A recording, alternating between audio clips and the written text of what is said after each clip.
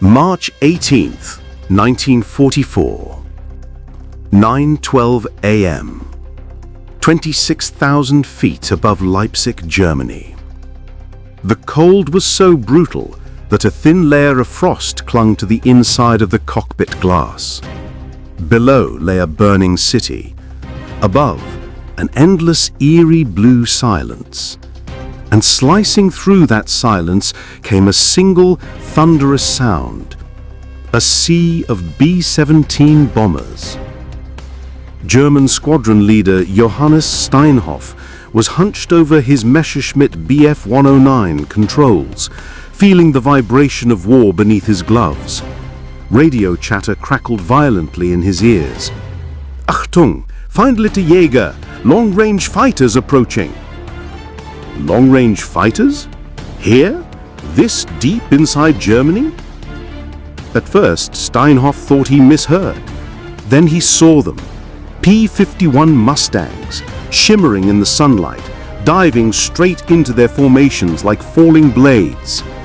For a moment, it didn't feel real. It felt like witnessing a river suddenly reverse its flow and climb a mountain. He held his breath. Time froze.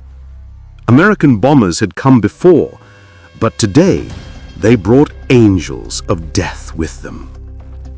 The P-51 Mustang was everything German commanders feared.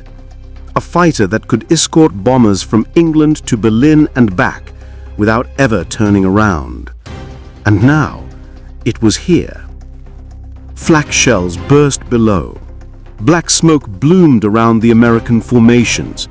But the Mustangs, they moved as if they were untouchable. Steinhoff saw two of his youngest pilots panic and break formation. Boys, really, barely trained, barely ready. Some had less than 3 weeks of flight instruction. Germany could still build machines, but it could no longer build pilots. He slammed the radio switch.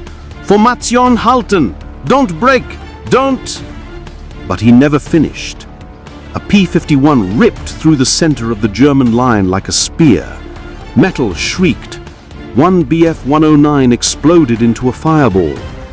For the first time in years of war, Steinhoff felt something hollow open inside his chest.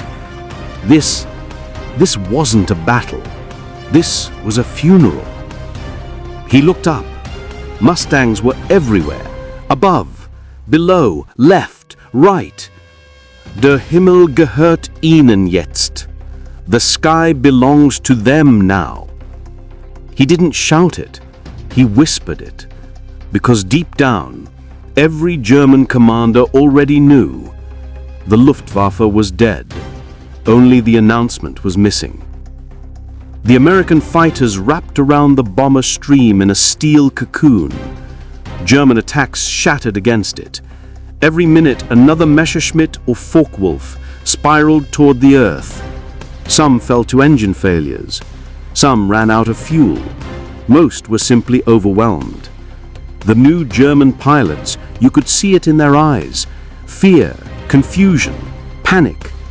And the Mustangs, they came at them like skilled predators tearing into wounded prey.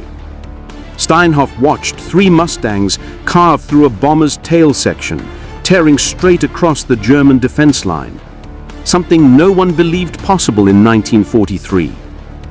Germany's pride, its last strategic shield, the Luftwaffe, was breathing its final breaths, and its commanders, they all knew this wasn't just another day of fighting.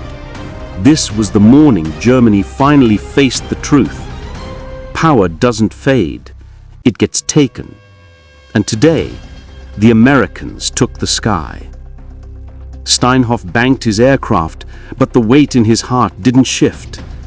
Another violent jolt shook his wings. A Mustang tore overhead, so close its engine scream rattled the cockpit walls. And in that moment, he understood. If the sky belongs to the enemy, then the war belongs to the enemy. Where do you fight? How do you fight? What hope is left? Below, the ground burned.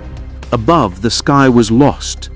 And in between, were the last Luftwaffe pilots, men who realized their era was over. The radio crackled again, a young pilot's terrified voice. "I can't shake him! He's on me!" A blast. Silence. And in that silence, Steinhoff heard the unspoken truth. We are defeated. History is simply waiting to write it.